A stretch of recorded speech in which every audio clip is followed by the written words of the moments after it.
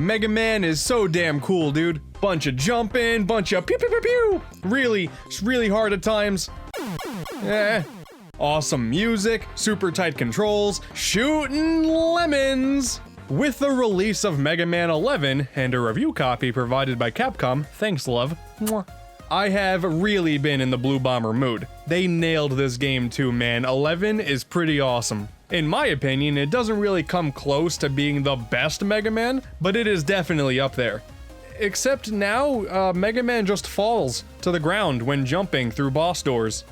How'd you screw that up? I also finally got around to picking up both of the Legacy collections, and yeah, good times were had. 10 great adventures in 2 semi-convenient packages. At some point in the future, I do want to go more in-depth with these games, but for now, I wanted to talk about something that has kinda confused me. This line right here. Enjoy the entire original Mega Man series. Now that's just not true. It's technically false advertising here. There is a lot more to this franchise. Not counting the Game Boy games, any of the spin-offs, or any game that's not on a Nintendo console, there is one adventure in the classic franchise that continues to go forgotten, even by its own creators. Of course, I'm talking about Mega Man in Bass, also known as Rockman Forte. The opening to Mega Man 10 says it all, man. 1 through 9 represented front and center, Mega Man in Bass, nowhere in sight. Mega Man, today we finish this. Hey, Dad! Why must We keep ignoring the game where you're actually in the title. Shut up. Oddly enough, it did get a cameo at the ending of 9, though you'd never know it unless you really took the time to look. There's probably a reason for all this. This is not something that you normally see with any other gaming company. Although this is Capcom that we're talking about here. Now that the Blue Bomber is back, I am in the mood for all things Mega Man, so what say we see what all of the lack of fuss is all about.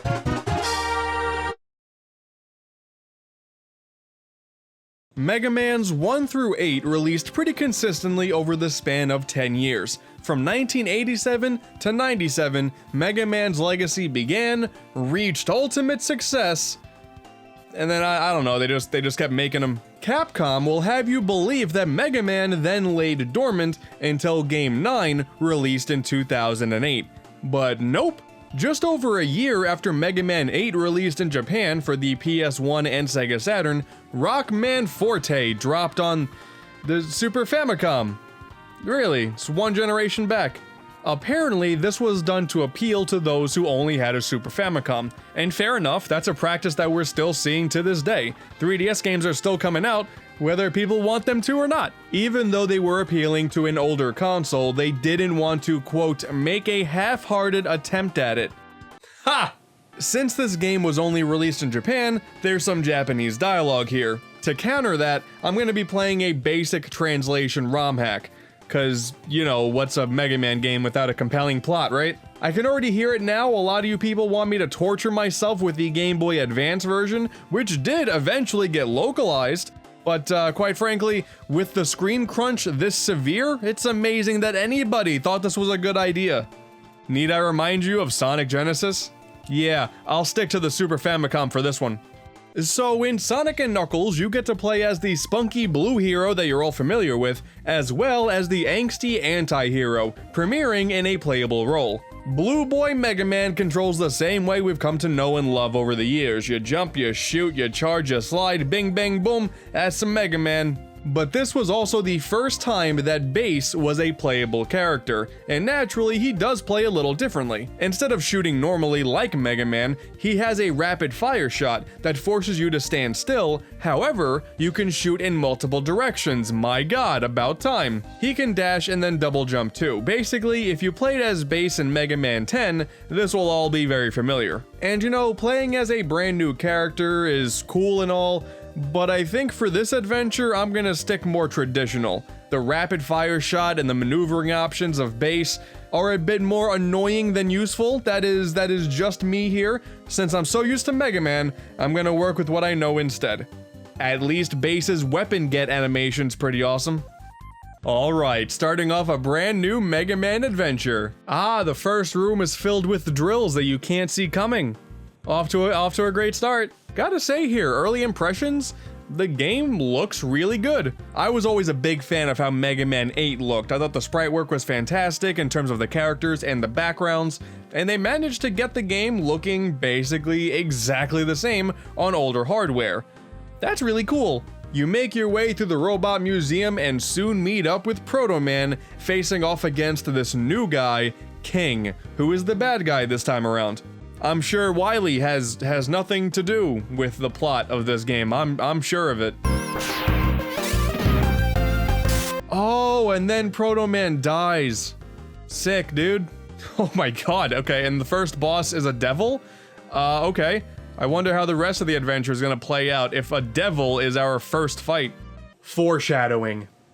Going far against everything you think you know in life, only 3 levels are available at the start instead of the typical 8 or sometimes 4. It's a very weird choice, but ultimately it kinda doesn't matter.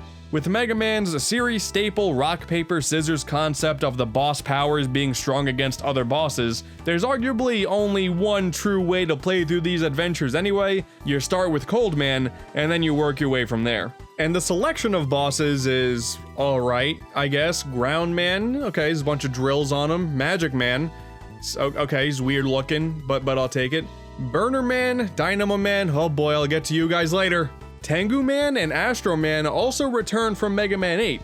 How odd. You couldn't come up with a solid 8? So here's the thing with this specific Mega Man game. It is, in my humble opinion, the most difficult and infuriating game in this entire franchise. In concept, sure, it's what you're used to with this series, but wow. Wow! You gotta be so patient to deal with the amount of crap that this game throws at you at all times. Spikes just popping in from every hole imaginable. Okay, that's pretty neat. Forest fires that make the bottom half of the screen a death zone. That's awesome. Impossible to see spikes under you with barely any movement speed to avoid it. Oh, good times. I love this part in particular. Sometimes enemies just pop out and sometimes they don't.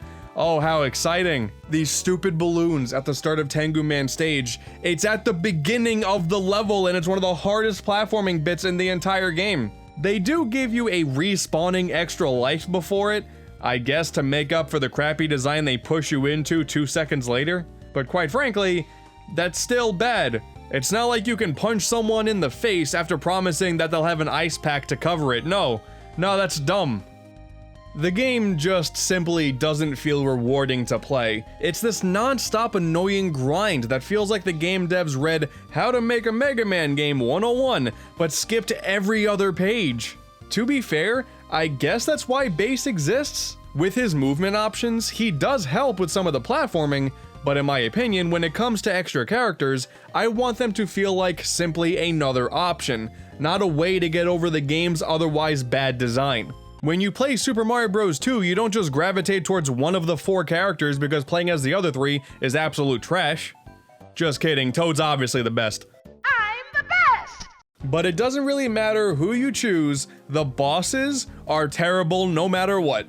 Oh god, who designed these disasters? Remember when I said you should start off at Cold Man? Because he's the only one that's actually kinda decent. Practically all of the other ones have unavoidable movement patterns and attacks. If you don't have their weaknesses and execute them perfectly, well, get used to seeing this screen. Burner Man is often considered the worst of the bunch. His quick movement is legitimately insane. The invincibility frames that go on when he attacks, they last for far too long. And his weakness, the ice wall, only does great damage if you manage to see him taking damage on screen. What the hell's that all about? But no, Dynamo Man. Ooh, boy, whoever thought of a boss that sticks to the ceiling and heals himself multiple times in the same fight, ooh, they should have been fired. And it's not even like the weapons that you get for beating the bosses are that good either, so the game doesn't even have that going for it. You mean to tell me that Astro Man is somehow weak to cards? What? Now to counter some of the game's ridiculous difficulty, there is a shop where you can take the bolts that you find and purchase some upgrades. It's basically all the typical fare. You got a faster charge, easier weapon energy refilling, it's the usual stuff, but it really doesn't make the adventure any less painful.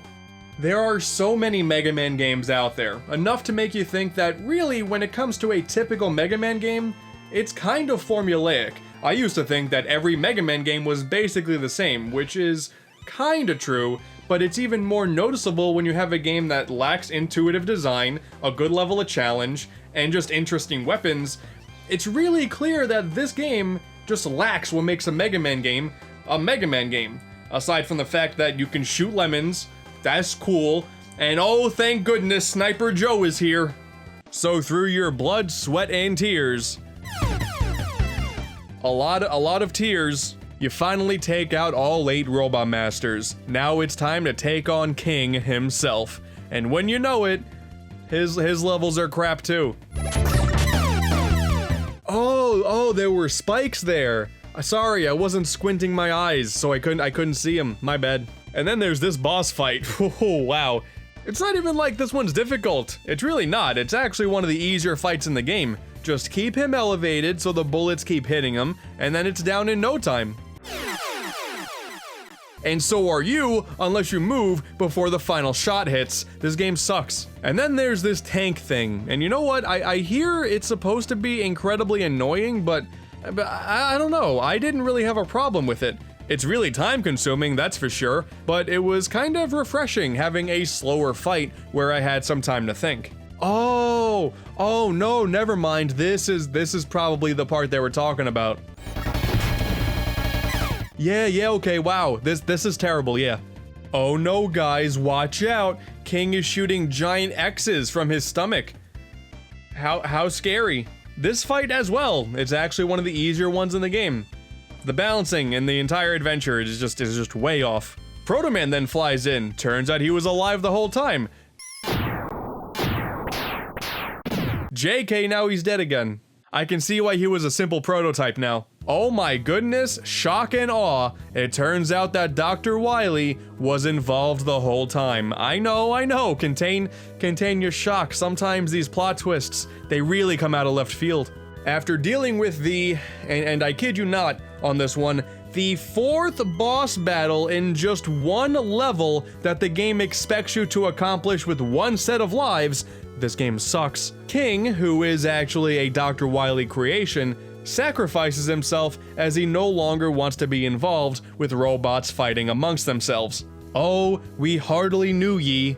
You then take on that old man and his weird skull fetish once again. He promises once again that this is the last time he'll be a bad person.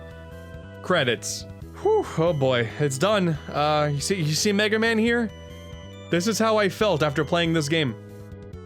Wow, man, this is a bad game. Like, shockingly so. I've seen some people defend this game over the years, but man, to me, this is easily the worst game in the series. Now I'm glad that Capcom chose to forget this one. Having a playable base is neat and all, but thankfully, 10 has that too. So if you really want to play a Mega Man game as the anti-hero, and really now, who doesn't, this game has you covered. Bad level design, worse enemy placements, even worse bosses, just an overall infuriating difficulty.